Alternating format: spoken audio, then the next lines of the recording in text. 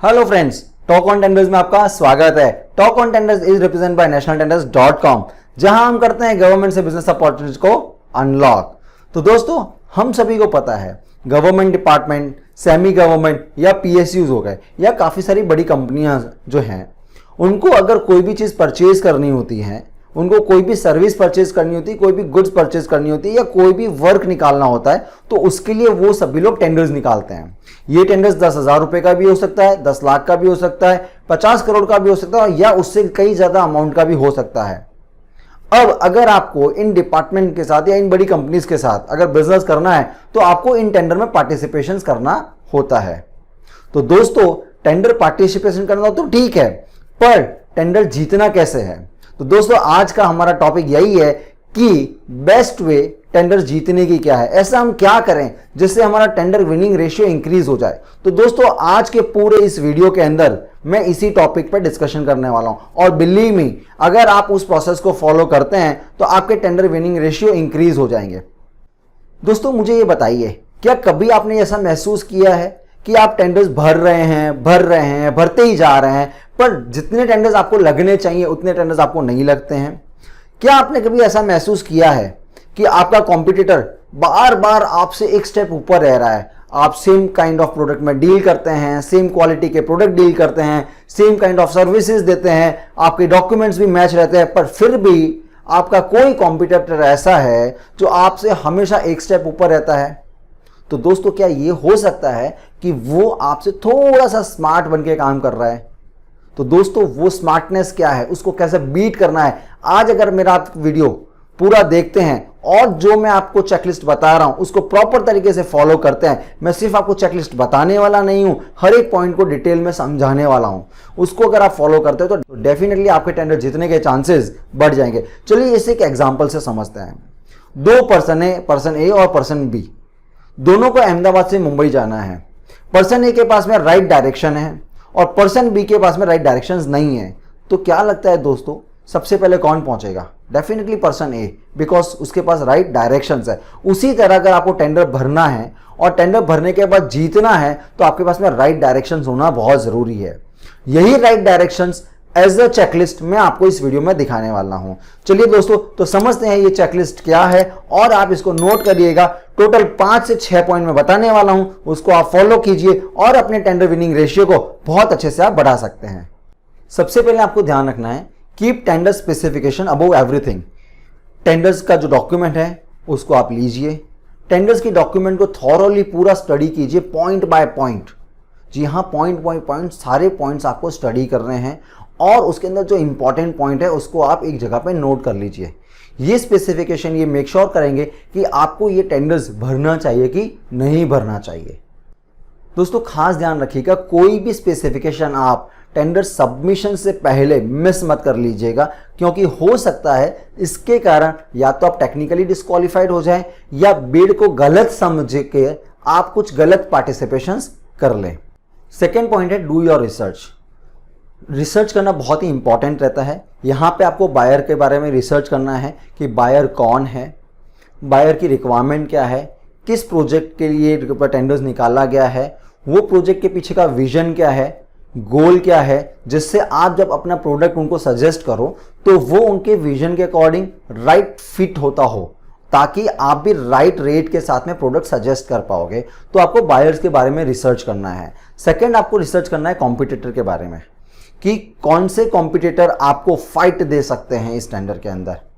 आपको ये डेटा या तो आपके पर्सनल रिसर्च से मिल सकता है कि भाई आपके जैसा प्रोडक्ट और कौन डेवलप करता है जो डिपार्टमेंट में दे सकता है, या फिर आप पास्ट टेंडर रिजल्ट की सहायता ले सकते हो।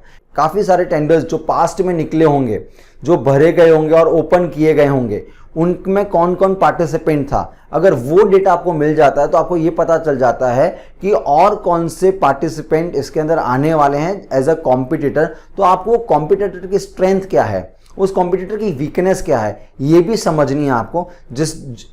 इससे आपको जो आपकी बिड भरेंगे आप, उसके अंदर बहुत फ़ायदा मिलेगा।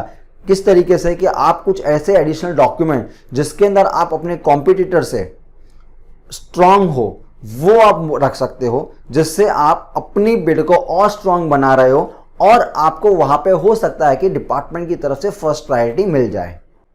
थर्ड पॉइंट है फॉलो द इंस्ट्रक्शंस। जनरली यहाँ पे लोग सबसे ज़्यादा मिस्टेक करते हैं। लोगों को ये लगता है कि हर एक टेंडर में कॉमन इंस्ट्रक्शंस तो होते हैं, हर एक टेंडर्स में कॉमन इंस्ट्रक्शंस तो होते हैं। दोस्तों मैं यहाँ पे आपको बता देता हूँ, हर एक टेंडर्स में कॉमन इंस्ट्रक्शंस नहीं होते हैं। Instructions tenders to tenders change होते हैं, क्योंकि हो सकता है किसी डिपार्टमेंट ने कोई टेंडर्स बनाया है किसी प्रोजेक्ट्स के लिए, उसमें उसका विजन अलग हो, ये पर्टिकुलर प्रोजेक्ट के लिए उसका विजन अलग है, डिपार्टमेंट अलग होगा तो डेफिनेटली इंस्ट्रक्शंस अलग होंगे। तो आपको इसके जो इंस्ट्रक्शंस हैं वो डिटेल्ड में प्रॉपर तरीके से पढ़ने हैं और उनको फॉलो भी करना है। उसके अंदर जो डॉक्यूमेंट्स डिमांड किए गए वो डॉक्यूमेंट का लिस्ट प्रिपेयर करना है आपको, या ऐसा कोई चीज़ उसके अंदर स्पेसिफिकली मेंशन की है तो उसको नोट करना है। तो आपको सारे इंस्ट्रक्शंस डिटेल में पढ़ने हैं 1 बाय 1 और उसको फॉलो करना है, क्योंकि हो सकता है कि पिछला आपने कोई टेंडर्स भरा हो उसके अंदर इंस्ट्रक्शंस कोई अलग हो और ये जो टेंडर्स आप भर रहे हैं उसके अंदर इंस्ट्रक्शन अलग हो। प्री एज्यूम कुछ भी मत कीजिए। ये हो सकता है अगर आप प्री एज्यूम करते हैं और आप पार्टिसिपेट करते हैं और अगर वो उसके अकॉर्डिंग नहीं है तो आप टेक्निकली डिस्क्वालीफाई हो जाएंगे। कमर्शियल तो दूर की बात, टेक्निकली आप निकल जाएंगे। तो सारे के सारे इंस्ट्रक्शंस को डिटेल में स्टडी कीजिए। फोर्थ पॉइंट है गैदर द नेसेसरी डॉक्यूमेंट। सारे डॉक्यूमेंट जो कि इंस्ट्रक्शंस में बताए हैं वो सबको एक जगह इकट्ठा कर लीजिए। कितनी बार ये लोग सोचते हैं कि डॉक्यूमेंट भेजने की ज़रूरत कहाँ है, यार भेज देते हैं ना, अपना रेट अच्छा होगा लग जाएगा। अगर एक भी डॉक्यूमेंट आपने नहीं भेजा या फिर जिस फॉर्मेट में आपको बताया गया है उस फॉर्मेट में भी नहीं भेजा, हो सकता है कभी कभी जिस सीक्वेंस में कहा गया है उस सीक्वेंस में भी आपने नहीं रखा, तो हो सकता है आप टेक्निकली डिस्क्वालीफाई हो जाएं। आराम से टेंडर डॉक्यूमेंट के अंदर जो इंस्ट्रक्शन दिए गए हैं, जो जो डॉक्यूमेंट उसमें बताए गए हैं, वो सभी को एक जगह इकट्ठे कर लें। जिस फॉर्मेट में कहा गया है उस फॉर्मेट में बनाएं उसको। सारे एनेक्शर्स स्टडी कर लीजिए, वो एनेक्शर्स की प्रिंट आउट निकाल लीजिए आप। सर्टिफिकेट्स जो कहेंगे वो ले लीजिए, जो लैब रिपोर्ट्स कही गई हैं वो ले लीजिए।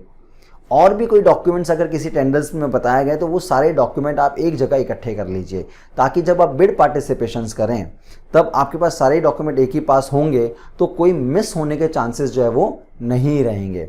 तो ये डॉक्यूमेंट जो भी बताए गए हैं, जैसे बताए गए हैं, जिस फॉर्मेट में बताए गए हैं, जिस सीक्वेंस में बताए गए हैं, उस तरीके से सारे के सारे एक जगह इकट्ठे करने हैं हमको।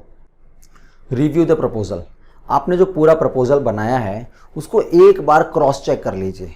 जो सारे इंस्ट्रक्शंस हैं उन सारे इंस्ट्रक्शंस के साथ उसको क्रॉस चेक कीजिए। जो स्पेसिफिकेशंस हैं उसके साथ में उसको क्रॉस चेक कर लीजिए। अगर आपने कॉम्पिटिटर रिसर्च के टाइम पर, बायर रिसर्च के टाइम पर कुछ पॉइंट नोट किए हैं उसके साथ उसको क्रॉस चेक कर लीजिए। जिससे क्या हो जाएगा, जब हम बिड पार्टिसिपेशंस करेंगे और बाई चांस उसके अंदर कोई एरर आने के चांसेस होंगे तो ये रिव्यू में वो पकड़ में आ जाएगी और आपको इसका बेनिफिट 100% मिलेगा।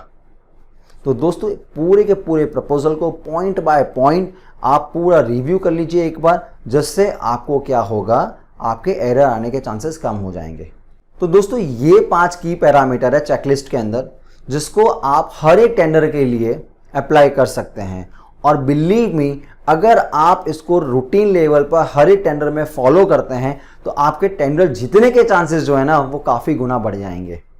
दोस्तों कहने में ये बहुत सिंपल प्रोसेस लगता है, ऐसा लगता है कि यार ये 5 पॉइंट तो कॉमन हम लोग करते ही होंगे ना। नहीं दोस्तों, ये काफ़ी सारी बार एलिमिनेट हो जाते हैं। जब भी आप कोई टेंडर्स लेके बैठें, एक साइड में ये 5 पॉइंट देखें कि भाई ये पॉइंट मैंने कवर कर लिया, ये पॉइंट मैंने कवर कर दिया। जब आप इसको डिसिप्लिन के साथ 5 पॉइंट को हर एक टेंडर के साथ फॉलो करेंगे ना, तो बिलीव मी आपका टेंडर विनिंग रेशियो है ना, आपको खुद को चेंज दिखेगा। आपको खुद को ये फील होगा कि नहीं यार, पहले जो टेंडर लगते थे और अभी जो टेंडर लग रहे हैं उसमें बहुत जमीन आसमान का फर्क है।